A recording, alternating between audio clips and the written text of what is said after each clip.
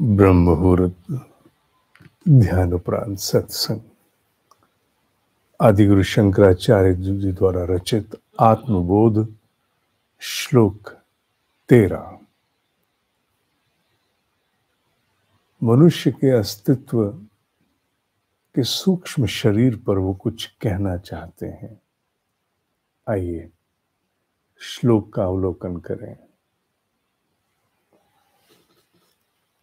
इसमें कुछ शब्दों को एक साथ दिया गया है। पंच प्राण मनोबुद्धि दश इंद्रिय। 5 प्राण, मन, बुद्धि और 10 इंद्रियां समन्वितम, उन्हें जोड़कर एक साथ। आगे शब्द बड़ा महत्वपूर्ण है। अपंचीकृत भूतोत्थम। पंचीकृत, यहां पंचीकृत का तात्पर्य पंचभूतों के उस सूक्ष्म स्वरूप से है जिसे हम तन्मात्रा कहते हैं। हम जो कुछ भी इन इंद्रियों के माध्यम से भोग रहे हैं उसका सम्मिश्रण मूल स्तर पर, तन्मात्रा के स्तर पर हुआ है। अर्थात आंख देख करके किसी को संदेश दे रही है, नाक सूंघ करके किसी को संदेश देता है, जिह्वा चख करके किसी को संदेश देती है, कान सुनकर किसी को संदेश देता है। उसी प्रकार ये सारी इंद्रियां, वो चाहे ज्ञानेंद्रियां हो या कर्मेंद्रियां हो, 5 और 5 मिला के, ये सारी की सारी कहीं भीतर संदेश देती हैं किसी को। और जहां ये संदेश देती हैं हमारे मस्तिष्क के भीतर, क्योंकि बिना आंखें खोले हम देख भी सकते हैं, बिना सुने मन में अपने भीतर सुन भी सकते हैं, बिना सूंघे भीतर एक स्मृति में किसी सूंघी गई गंध को ला भी सकते हैं, इत्यादि। अर्थात सूक्ष्म में ये सब कुछ संभव है। और सूक्ष्म में ये सब कुछ जो खुली आंखों, नाक, कान इत्यादि सक्रिय से होता है, वो भीतर भी हो जाता है, स्वप्न में भी तो होता है। तन्मात्राओं का खेल है। ये विज्ञान केवल इतना नहीं है जितना मैंने बताया, विज्ञान तो बहुत बड़ा है। तन्मात्राओं का विज्ञान बड़ा है। कैसे ये पांचों आकर के सूक्ष्म स्वरूप में मिलते हैं और मिलकर के रचना करते हैं, वो अपने आप में एक विस्तृत ज्ञान है जो हमारे ऋषियों ने हमें दिया। या केवल उल्लेख मात्र के लिए कि 5 प्राण, पंच प्राण, मूल जो 5 प्राण जिनकी हम बात करते हैं, लघु प्राण मिला के 10 पर मूल 5।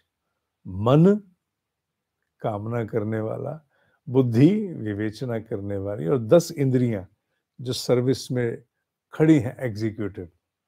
ये मिल करके सूक्ष्म धरातल पर एक पंचीकृत, ये भूत जितने भी सूक्ष्म स्तर पर भूत हैं, ये पंचीकृत की क्रिया पूर्ण करते हैं तन्मात्राओं की, जिससे सूक्ष्मांग, सूक्ष्म शरीर का निर्माण होता है। काहे के लिए? भोग साधनम। अगर आप नीचे ध्यान से पढ़ो तो लिखा है स्थूल भोग आयातनम, अर्थात स्थूल शरीर एक आयातनम है, एक घरौंदा है, जिस घरौंदे में अब जो कुछ होना है उसके लिए भी तो प्रावधान चाहिए ना। पंचभूतों ने मिलकर के स्थूल शरीर रच दिया। अब उन्हीं पंचभूतों का सूक्ष्म अस्तित्व इस शरीर में होने वाली समूचे अनुभवों, क्रियाओं इत्यादि के लिए भी तो आवश्यक है।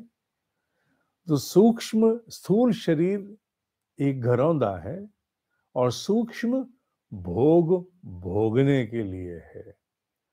विषय क्या है? आत्मबोध। और ये सब कुछ आत्मा के प्रकाश से ही तो संभव है। आत्मा के प्रकाश से जो निर्लिप्त है, यूं तो अजन्मा है, यूं तो जीवात्मा अस्तित्व पाती है, और जीवात्मा के प्रकाश से ही मनुष्य के बाकी अस्तित्व भी रचना में आते हैं, जिनमें एक साथ उल्लेख कर दिया समूचे सूक्ष्म शरीर के अंग अवयवों का। अब जब अपंचीकृत कहा गया, तन्मात्राओं की बात कही गई, तो इनमें आप 5 शरीरों को मत भूल जाना, जो पंच कोशों के अंतर्गत आते हैं।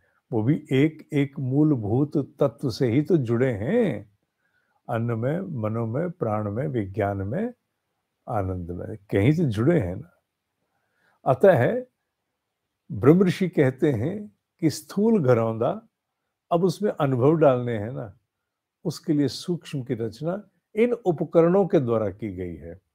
कठोपनिषद में थोड़ा मांडुक्य उपनिषद में उल्लेख और भी आया है, उनकी संख्या थोड़ी बड़ी भी है, पर मूलभूत यही है। 5 प्राण, मन, बुद्धि, 10 इंद्रियां मिलकर के खेल अनुभवों का जागृत किया गया है।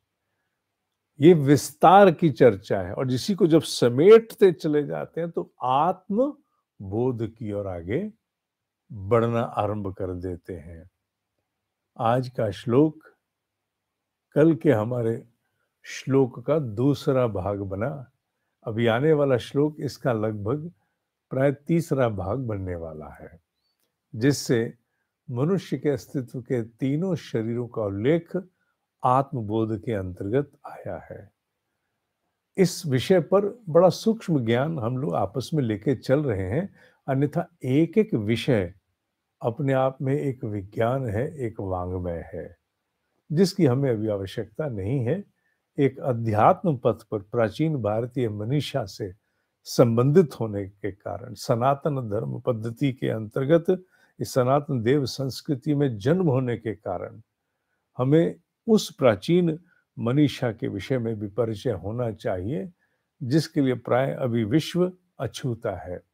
अभी विश्व केवल कुछ अंशों में ही, जो स्थूल आयातनम है, जिसे शरीर कहा गया, अभी उसी के विषय में जानने में जुटा हुआ है। अतः आज यह आत्मबोध का श्लोक 13 पूर्ण हुआ। ओम ही सत्य है, ओम ही सत्य है, ओम ही सत्य है।